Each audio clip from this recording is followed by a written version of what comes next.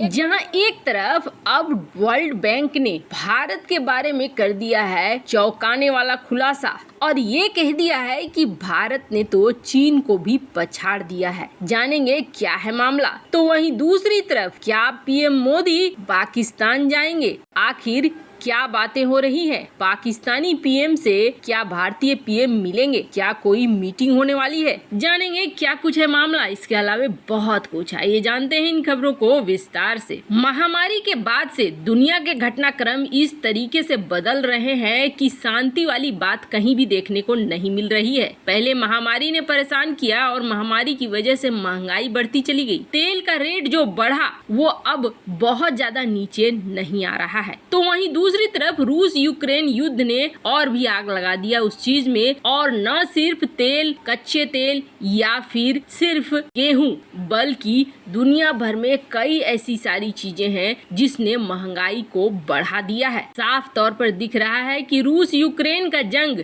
सिर्फ उनके क्षेत्र तक सीमित नहीं रह गया है, अब दुनिया के बाकी देश भी इससे प्रभावित हो रहे हैं। और ऊपर से अमेरिका और रूस दो गुटों में बंट चुके हैं। अब कुछ देश हैं जो रूस की तरफ है और ज्यादातर देश हैं जो अमेरिका की तरफ है। बस कुछ एक देश हैं जो गुट निरपेक्ष रहना चाहते हैं। अब जो गुट निरपेक्ष रहना चाहते हैं उसे दोनों ही गुट अपनी अपनी तरफ खींचना चाहते हैं। कोई शांति की बात नहीं कर रहा है, बल्कि सब गुटबाजी की बात कर रहे हैं। अब एक गुट कह रहा है कि तुम इससे व्यापार मत करो, उससे व्यापार मत करो। अब ऐसे में क्या होगा? एक जो चैन बन चुका है ग्लोबल सप्लाई चेन, वो तो प्रभावित होना ही निश्चित है, और वही हो रहा है इस वक्त दुनिया में। लेकिन इस पे जहां फंस चुका है चीन, जहां फंस चुके हैं यूरोप के देश, तो इस पूरी स्थिति का फायदा कोई अगर उठा रहा है तो वो फायदा उठा रहा है भारत। अभी हालात ऐसे हो गए हैं कि दोनों ही गुट भारत के मार्केट में पैसा लगाने को तैयार खड़े हैं। आप देख लो ताजा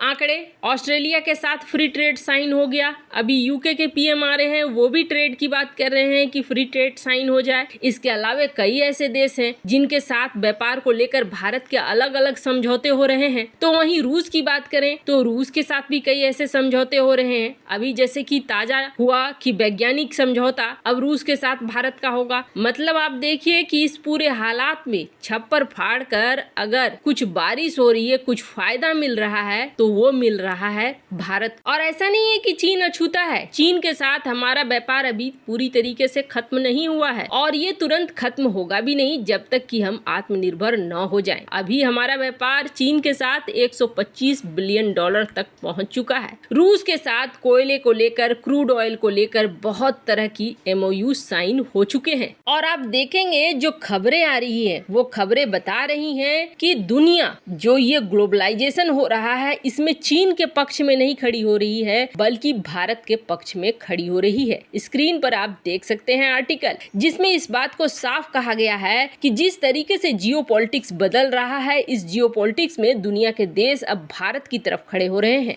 अब भारत ने एक नया कीर्तिमान जारी किया है और चाइना सहित 193 देशों को पीछे ढकेल दिया है। पूरी दुनिया को बांटने वाला महामारी अब उसी संकट में जूझ रहा है, यानी कि चीन ने दूसरे के लिए गड्ढा खोदा और अब उस गड्ढे में चीन समा गया है। उनकी GDP का क्या हाल हो रहा है वो दिख रहा है, और चीन के महत्वपूर्ण जगहों पर ताले लटक रहे हैं वो भी साफ साफ दिख रहा है। चीन की GDP की रफ्तार अभी और भी ज्यादा सुस्त पड़ेगी जैसे जैसे ये महामारी विकराल रूप लेगा। और अभी हालात ऐसे हो गए हैं कि तेजी से अपनी आर्थिक स्थिति और अपनी GDP को बढ़ाने में जो देश महत्वपूर्ण बन रहा है वो देश है भारत, यानी एक ऐसी इकोनॉमी जो बहुत तेजी से बढ़ रही है। वैसे इसकी शुरुआत हो गई थी कोरोना से पहले, लेकिन महामारी ने जैसे ही भारत को चपेट में लिया, भारत थोड़ा पीछे खसक गया। पर अब एक बार फिर यहाँ चीन लॉकडाउन में फंसा है और भारत की इकोनॉमी दुनिया की सबसे महत्वपूर्ण और तेज गति से बढ़ने वाली इकोनॉमी बन गई है। अब जहाँ एक तरफ भारत अपनी इकोनॉमी को बहुत तेजी से बढ़ा रहा है, तो वहीं वर्ल्ड बैंक ने एक बड़ा खुलासा करते हुए ये कहा है कि भारत ने अपने अत्यंत गरीबी का जो सेक्टर है उसे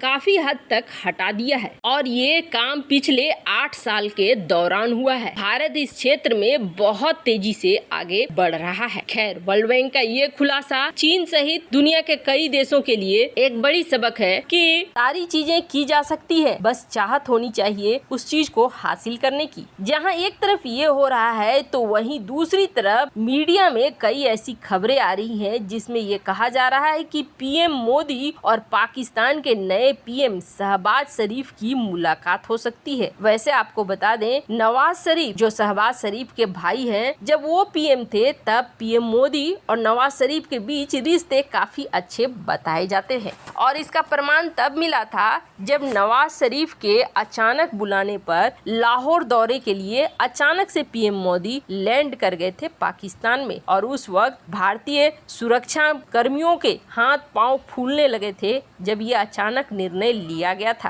खैर, ये पीएम मोदी के साहस और निडरता को भी दिखाता है कि दुश्मन देश में भी किस तरीके से पीएम मोदी पहुंच गए थे। लेकिन इस वक्त पाकिस्तान के हालात है खराब और गृह युद्ध की आशंका बहुत ज्यादा जताई जा रही है। भले ही सीमा पर पाकिस्तान ने सीज फायर करके रखा हुआ है और ट्विटर पर पीएम मोदी और शहबाज शरीफ के बीच संदेशों का आदान प्रदान भी हुआ है, लेकिन क्या पीएम मोदी पाकिस्तान जाएंगे, वो भी ऐसे हालात में जहां खुद पाकिस्तान के अंदर गृह युद्ध की स्थिति है। और कहा तो ये भी जा रहा है कि अगर सब कुछ ठीक रहा दोनों नेताओं के बीच, पाकिस्तान में जो कटास राज टेम्पल है उसे भी विजिट करेंगे पीएम मोदी। दरअसल ये सारा मुद्दा निकल कर ऐसे आ रहा है कि एससीओ की मीटिंग होने वाली है और ये एससीओ समिट होगी ताशकंद में जुलाई में, जहां पर कथित तौर पर पीएम मोदी और पाकिस्तानी पीएम शहनवाज शरीफ मिल सकते हैं। 17 जुलाई को ताशकंद में होने वाला है ये बैठक और अगर यहाँ पर सब कुछ ठीक रहता है तो शायद पीएम मोदी जाएं पाकिस्तान। हो सकता है शरीफ बुलाएं भारतीय पीएम को